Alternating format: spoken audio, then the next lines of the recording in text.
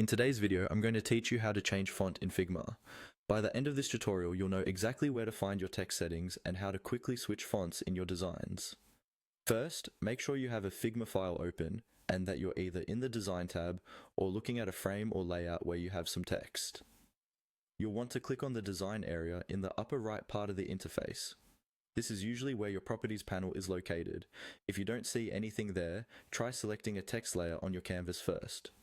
Once a text object is selected, the right-hand sidebar will update with all the options related to that layer. Now that you've selected your text, look closely at the right-hand panel and find the section labeled Typography. This is where Figma keeps all the settings for your text, things like font family, size, weight, line height, and more. The typography section is essential because any changes you make here will immediately update the look and feel of the selected text.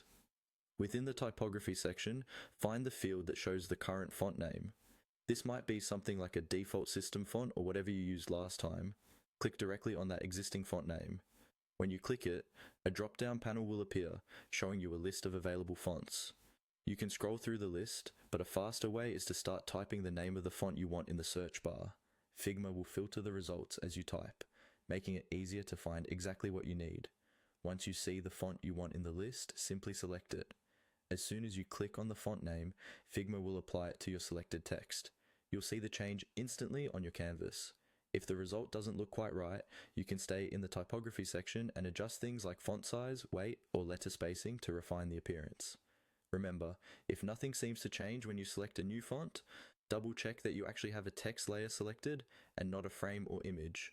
Also, if a font appears missing, it may not be installed on your computer or may not be available in your team's library.